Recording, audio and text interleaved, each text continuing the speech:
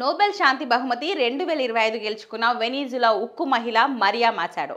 ఆమె ధైర్య సాహసాలు, తెగింపు, పోరాటం వల్లే గుర్తింపు పొందినట్లు నోబెల్ కమిటీ ప్రకటించింది. మూడు అంశాలు ఆమెను ఎంపిక చేయడానికి దోహదపడ్డాయని స్పష్టం చేస్తూ కమిటీ వెల్లడించింది. 1967 అక్టోబర్ 7న జన్మించిన కొరీనా వెనిజులాలో ప్రజాస్వామ్య హక్కుల కోసం గలమెత్తారు. అదే సమయంలో దేశద్రోహం, కుట్ర కేసులను ఎదుర్కొన్నారు. వెనిజులా దేశంలో సైన్యం పాలనకు వ్యతిరేకంగా స్థిరమైన శాంతియుత పోరాటం చేశారు. వెనిజులా దేశంలో ప్రజాస్వామ్యాన్ని తిరిగి తీసుకురావాలనే లక్ష్యంతో అందరినీ ఆమె ఏకం చేశారు. వెనిజులా దేశ ప్రజల ప్రాథమిక హక్కులు, స్వేచ్ఛ, శాంతి కోసం ఆమె చేసిన పోరాటం, ఉద్యమం ఆ దేశ ప్రజల్లో ఆశను పుట్టించాయి. ఒకప్పుడు విభేదాలతో సతమతమవుతున్న రాజకీయ ప్రతిపక్షంలో ఆమె స్వేచ్ఛయుత ఎన్నికలు, అలాగే ప్రజల ద్వారా ఎన్నుకోబడిన ప్రభుత్వం కోసం అందరినీ కలిపింది. ప్రజాస్వామ్యానికి ఇదే ముఖ్యం.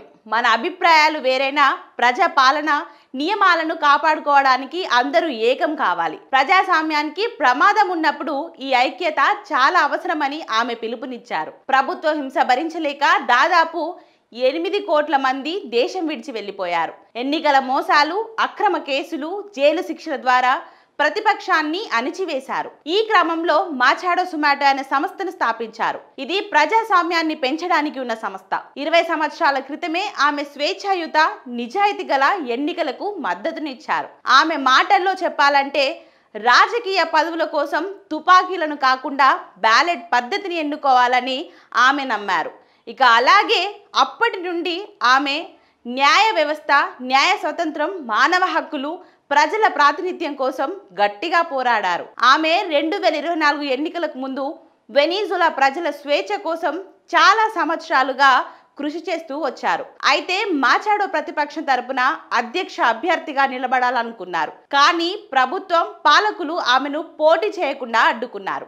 ఆ తర్వాత ఆమె మరొక పార్టీ అయిన ఎడ్ముండో గొజాలెస్ ఉరిటియాక్ మద్దతు ఇచ్చింది. ఈ క్రమంలో రాజకీయ విభేదాలను పక్కన పెట్టి లక్షలాది మంది ప్రజలు స్వచ్ఛందంగా వచ్చారు. పౌరులపై వేధింపులు, అరెస్టులు, హింస జరిగే ప్రమాదం ఉన్నా వారికి ఎన్నికలను పర్యవేక్షించే వారిగా శిక్షణ ఇచ్చారు. అనర్హత కారణంగా వైదొలిగిన ప్రజల పక్షాన పోరాడడం ఆమె మాత్రం ఆపలేదు. ప్రజాస్వామ్య హక్కుల కోసం డిమాండ్ చేస్తూ నియంతృత్వ పాలనపై ఆమె ఆందోళనలు చేపట్టారు.